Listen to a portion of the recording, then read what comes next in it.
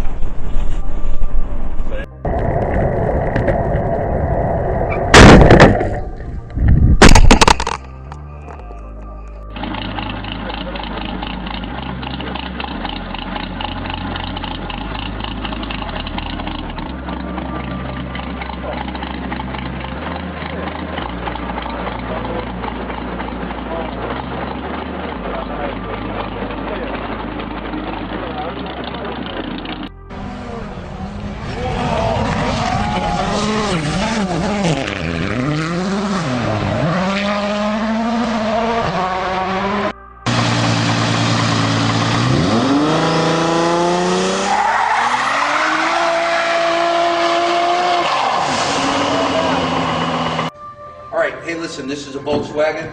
I want to show you a couple things about Volkswagens that are second to none. One of them is closing the doors. Boy, that is how strong these cars are. The other one is we jump up on top of this door and we jump up and down like this. And because it's so strong, closes normal again. Do that to your Hyundai or Honda. A generation of Americans grew up They're a quirky car, in a German back seat. probably the most simple vehicle that was ever created. Circus performers call them clown haulers. You can shove people in them. On the street, they're slug bugs. I know all sorts of kids who play that still. But kids in Jefferson, beware. That is sweet.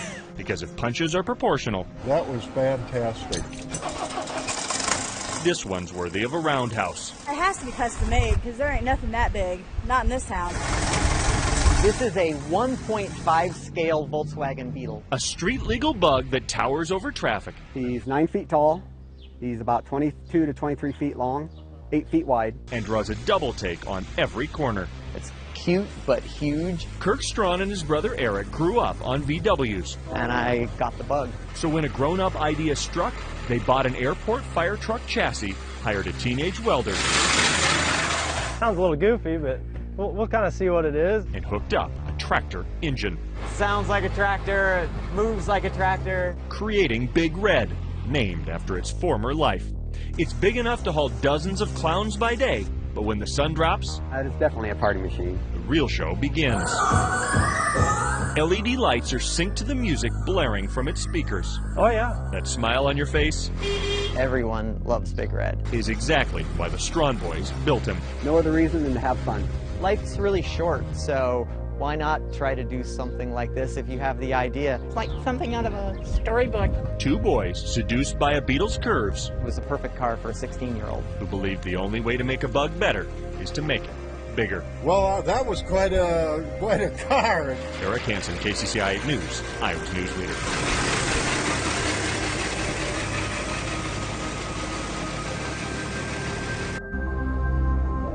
You're good. You're in.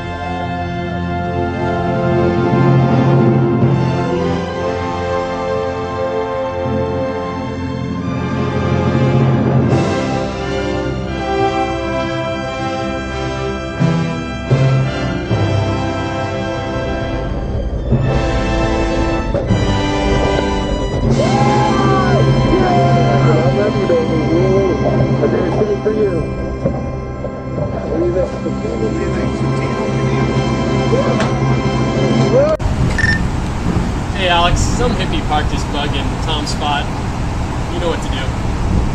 Thanks.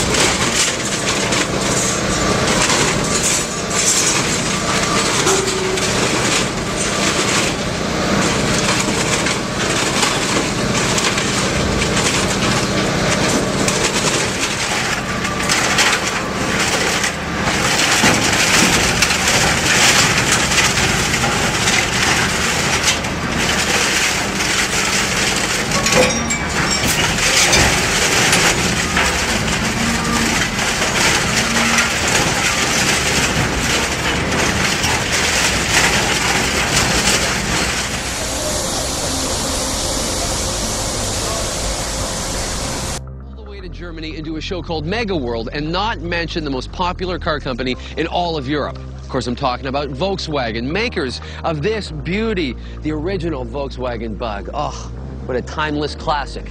You know, the company continues to make waves in the automotive industry by taking our idea of what a car factory should be and turning it upside down.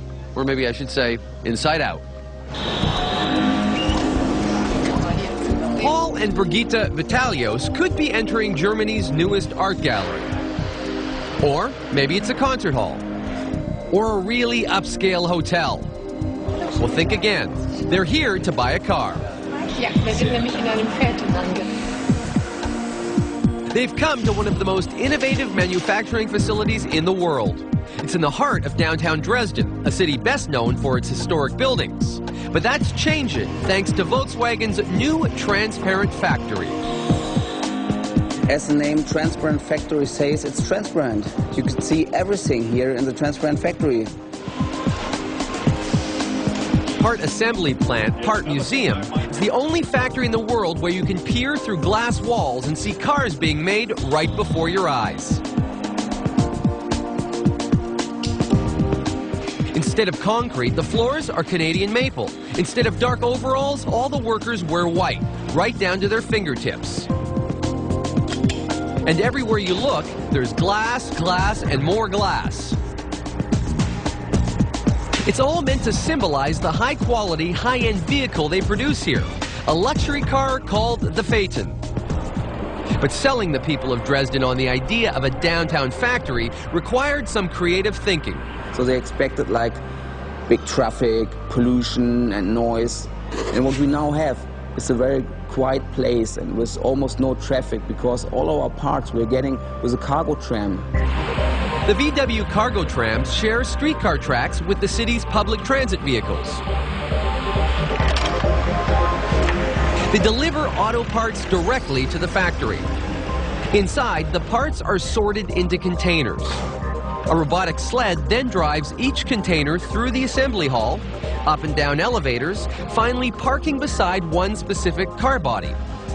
The robots find their way with the help of a special magnetic guidance system.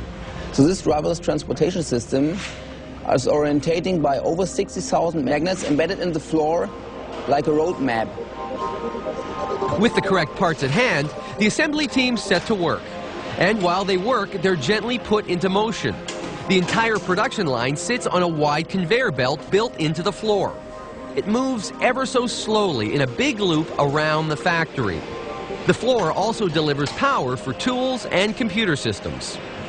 This portable workstation is getting the energy by induction from the floor, and it runs this computer system. So this computer tracks every screw for safety relevant systems like the airbag system. These intelligent tools actually register when a specific bolt or screw is fitted. That way, the computer knows when each car is ready for the next assembly stage. One screw is missing, and then this car's ready. After one complete lap on the floor conveyor, the cars begin a second tour of the factory, this time suspended from on high. And the suspended conveyor is a system which was developed with the University of Dresden to move the cars and, of course, to get the cars in different positions. So we can change the angles and the height of the cars for each worker to have the best position for him to do his working steps individually on his car. With the electric car lifter, I can adjust it so I can work at any angle. For example, I can work underneath the floor panel here to do things like plug in these air hoses. The chassis seem to float overhead, as if performing some sort of bizarre automotive ballet. To enjoy the show, tourists are invited right into the assembly area. When I came here, joining this, working here in the transplant factory, whatever I did was visible for everybody. But you get used to this. It's kind of 2-3 weeks and it's kind of normal. Customers get the best view of all right on the production line. Paul and Brigitte are here to see the most crucial stage. A robotic sled moves the drivetrain into position. It then gets bolted to the chassis. It's sort of like some James Bond version of the future come to life.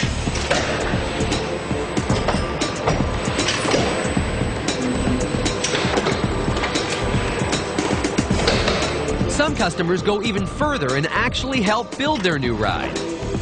One time I had some women from Saudi Arabia, and they were really like doing all the screws, and they didn't want to stop. At the end of the line, the newly minted Phaetons go through a series of quality control checks. Here we are now on the final check. This is the light tunnel. Here we are checking the lacquer, and we are checking for scratches and for small imperfections. And you see here we have different lights. We want to simulate with this light, every light, what you find also in nature. After a final buff and polish, it's off to the storage silo, yet another unique feature of the transparent factory. Each new car will wait here for its new owner. Unless, of course, the new owner is already waiting for his or her new Phaeton. In that case, there's only one thing left to do.